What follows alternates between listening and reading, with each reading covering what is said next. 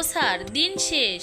আজ তোমাদের সাথে শেয়ার করছি মাত্র 5 মিনিটে আর মাত্র 2টি প্রধান উপকরণ দিয়ে তৈরি পুরো পরিবারের জন্য ভীষণ মজাদার এক হেলদি নাস্তা। হ্যালো এভরিওয়ান, আসসালামু আলাইকুম, welcome back to my channel Zakia's cooking blog থেকে আরও একটি নতুন রেসিপি দেখার জন্য সবাইকে স্বাগতম। সবচেয়ে দারুণ ব্যাপার হলো এই নাস্তাটি বানাতে কিন্তু এক ফোঁটাও তেল লাগবে না, একদম 100% হেলদি আর ওয়েট লস ফ্রেন্ডলি। তো চলো বন্ধুরা, কথা না বাড়িয়ে শুরু করা যাক এই মূল রেসিপিটা। তো এখানে কিন্তু আমি একটা ব্লেন্ডারের জার নিয়েছি আর এই চিড়াগুলো কিন্তু আমি ব্লেন্ডারের জারের মধ্যে দিয়ে গুঁড়ো করে নিব। তো অফ ক্যামেরায় গুঁড়ো করে নিলাম, একদম কিন্তু মিহিরও দরকার নয়, যতটা পরিমাণের দরকার সেই অনুযায়ী মিহি করে নিয়েছি। আর এখন একটা মিক্সিং বল নিয়েছি, বলের মধ্যে আমি চিড়ার গুঁড়োগুলো ঢেলে নিলাম। আর এখানে দেখো আমি নিয়েছি সুজি। এখানে সুজি দিয়ে আমি এই নাস্তাটা তৈরি করব, কোনো রকম চালের গুঁড়া, আটা, ময়দা কিছুই লাগবে না। এখানে 1 কাপ পরিমাণের মতো নিয়ে নিলাম সুজি। তো সুজিটা একটু চেলে নিব যাতে কোনো ময়লা আছে কি না, সেই ক্ষেত্রে এখানে সুজিটা চেলে নেওয়াই ভালো। তো আমি কিন্তু সুজিটা চেলে নিলাম।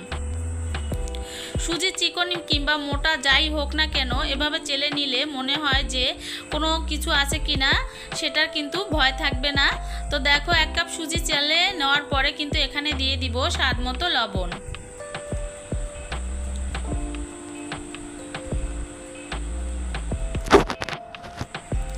আর এই নাস্তার স্বাদ 10 গুণ বাড়িয়ে দিতে আমি সাথে পরিবেশন করছি বিশেষ এক চাটনি। অনেকেই এটাকে কেচাপ মনে করলেও এটি আসল টমেটো, কাঁচামরিচ, রসুন আর পেঁয়াজ ঢেলে দিয়ে চমৎকার ব্লেন্ডার চাটনি, যার ওপরে খাঁটি সরিষার তেলের একটু গোটা সরিষা বাগার দেওয়া হয়েছে। তো বন্ধুরা, এর সাথে একটা খুবই মজাদার চাটনিও তোমাদের সাথে শেয়ার করব। তো দেখো আমি অল্প অল্প করে পানি দিয়ে কিন্তু আমি একটা ডোর মতো তৈরি করে নিচ্ছি। তো এটা যেহেতু সুজি নিয়েছি, একটু 10 মিনিটের মতো রেস্টে রেখে দিতে হবে, এতে করে সুজিটা নরম হয়ে যাবে। তা সেই ক্ষেত্রে কিন্তু অল্প অল্প করে পানি দিয়ে এই সুজিটাকে ভিজিয়ে রাখবো। আর সুন্দর করে আমি একটা হ্যান্ড মিক্সারের সাহায্যে কিন্তু সুন্দর করে মেখে নিচ্ছি। এই পর্যায়ে চলো আমি যে চাটনিটা তৈরি করব তার জন্য এখানে একটা ফ্রাই প্যান বসিয়ে দিয়েছি। আর এখানে 1 টেবিল চামচের মতো তেল দিয়ে দিলাম। এই চাটনিটা তৈরি করতে কিন্তু ওরকম তেল লাগবে না। তো এখানে দিয়ে দিব, দেখো চাটনি তৈরি করার জন্য আমি নিয়েছি কাঁচা মরিচ। তোমরা চাইলে এখানে শুকনো মরিচও অ্যাড করতে পারো, সেক্ষেত্রে একটু ভেজে নিবে আগের থেকে। এখানে কাঁচা মরিচ আর একটা বড় সাইজের পেঁয়াজ থেকে অর্ধেক পেঁয়াজ, আর নিয়েছি 3 টুকরো মানে 3 কোয়া রসুন। এগুলো আমি একটু তেলের মধ্যে হালকা করে ভেজে নিব। এই চাটনিটা খেতে কিন্তু এই নাস্তার সাথে অনেক মজাদার আর অনেক লোভনীয় হয়। খুবই লোভনীয় একটা চাটনি, যে কোনো কিছুর সাথে কিন্তু এই চাটনিটা খাওয়া যায়। তো দেখো একটু নেড়ে চেড়ে হালকা করে কিন্তু ভেজে নিচ্ছি। এই পর্যায়ে এখানে আমি একটা টমেটো নিয়েছি মাঝারি সাইজের ছোট ছোট টুকরো করে। এখন একটু এটা হালকা করে ভেজে নিব। তার আগে এখানে 1 চা চামচের মতো দিয়ে দিলাম লবণ। লবণটা দেওয়ার পরে আবার একটু নেড়ে চেড়ে তেলের মধ্যে আমি এটাকে 2 থেকে 3 মিনিট ধরে একটু ভেজে নিব।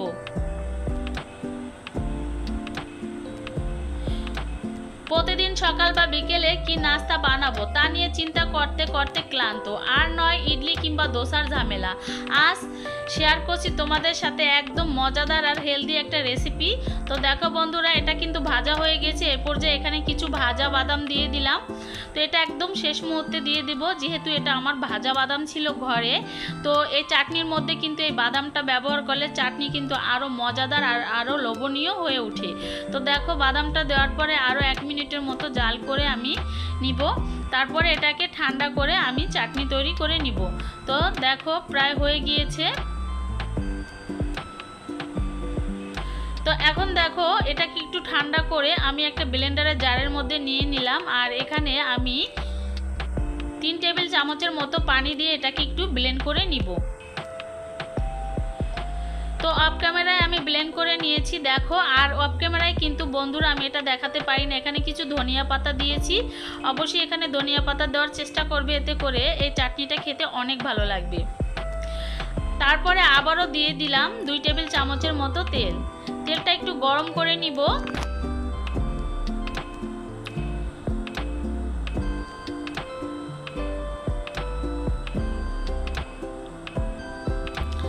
এখানে দেখো 1 চা চামচের মতো নিয়ে দিলাম সরিষা। তোমরা চাইলে এখানে সাদা তিলও ব্যবহার করতে পারো।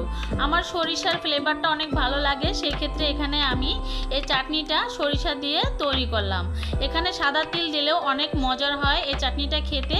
তো দেখো সরিষাগুলো কিন্তু ভাজা হয়ে গিয়েছে। এই পর্যায়ে চাটনিটা আমি তেলের মধ্যে ঢেলে দিলাম। আর যে বাটির মধ্যে চাটনিগুলো নিয়েছিলাম সেটা একটু ধুয়ে পানি দিয়ে দিলাম। এখন 1 থেকে 3 মিনিটের মতো আমি এই চাটনিটাকে একটু জাল করে নিব। এটা বেশি জাল করার দরকার নাই, 1 থেকে 2 মিনিট মতো জাল করলেই যথেষ্ট। যতক্ষণ একটু বলক না ওঠে ততক্ষণ কিন্তু একটু জাল করে নিতে হবে। এই সরিষার যে একটা ফ্লেভার এই চাটনিতে পাবে আর খুবই ভালো লাগবে এই নাস্তার সাথে। যে কোনো নাস্তার সাথে কিন্তু এই চাটনি অনেক মজার হয়, তাই আমি কিন্তু একটু বেশি করেই তৈরি করে নিলাম। ছোট থেকে বড় সবাই এটা পছন্দ করবে, যে ইডলি দোসার কথা একদম ভুলে যাবে। সবচেয়ে মজার বিষয় একদম 100% হেলদি, ওয়েট লস ফ্রেন্ডলি, কারণ এই নাস্তাটি বানাতে কিন্তু 1 ফোঁটাও তেলের প্রয়োজন নেই। কোনো ঝামেলা ছাড়া স্বাস্থ্যকর উপায়ে পেট ভরানোর জন্য এর চেয়ে সহজ নাস্তা আর হতেই পারে না। তো দেখো কথা বলতে বলতে কিন্তু আমার প্রায় চাটনিটা তৈরি হয়ে গিয়েছে। আর চাটনিটা কতটা লোভনীয় হয়েছে দেখতে, খেতেও কিন্তু খুবই ভালো লেগেছে। তো দেখো আমি একটা বাটির মধ্যে ঢেলে নিচ্ছি গরম গরম।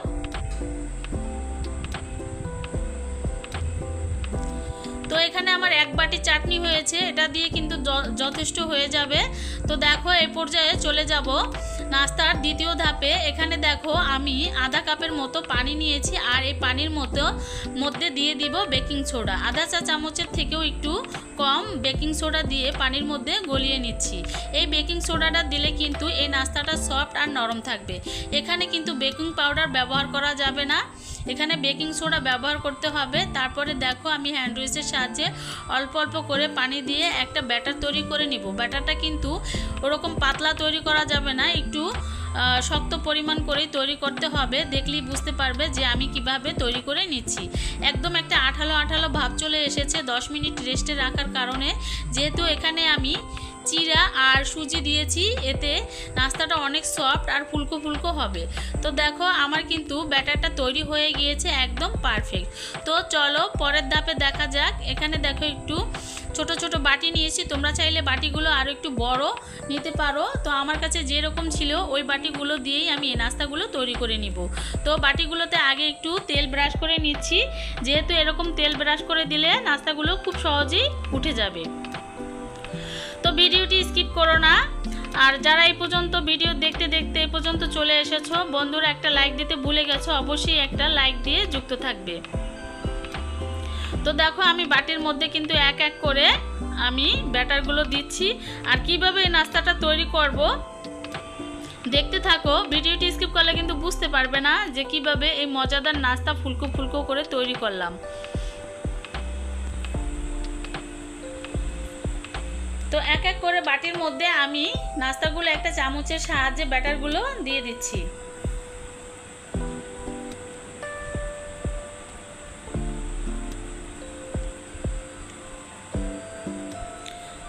ঝটপট সকাল বা বিকেলের নাস্তায় এই তেল ছাড়া তুলতুলে নাস্তা আর চাটনির কম্বিনেশনটা একবার খেলে পরিবারের সবাই দোসা ইডলি একদম ভুলে যাবে।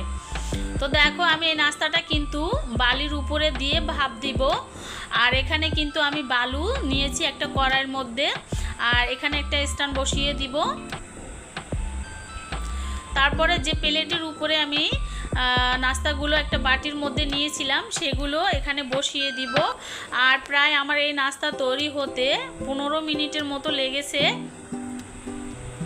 যেহেতু এখানে আমি ভাপ দেই নাই পানির ভাপে, তোমরা চাইলে পানির ভাপে দিলে কিন্তু আরও তাড়াতাড়ি হয়ে যাবে। আমি একটু নাস্তাটা একটু ভাজা ভাজা কোয়ালিটি করতে চাইতেছি, তাই কিন্তু আমি বালির উপরে দিয়েছি। তোমরা চাইলে পানির ভাপেও তৈরি করে নিতে পারো। তো এখন চামচের সাহায্যে কিন্তু এক এক করে নাস্তাগুলো আমি তুলে নিব। তো একটা তুলে নিলাম। তো আমি কিন্তু এরকম একটা কালারের জন্য আমি বালির উপর দিয়েছি, তোমরা চাইলে পানির ভাপেও নাস্তাটা তৈরি করে নিতে পারো। এরকম নাস্তা কিন্তু নিচে একটু ভাজা ভাজা হলে খেতে অনেক ভালো লাগে এই চাটনির সাথে।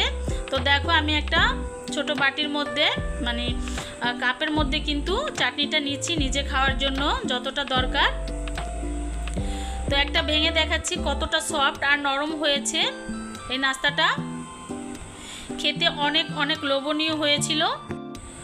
ব্যাস তৈরি হয়ে গেল আমাদের ধোয়া ওঠা তুলতুলে আর একদম তেল ছাড়া স্বাস্থ্যকর নাস্তা।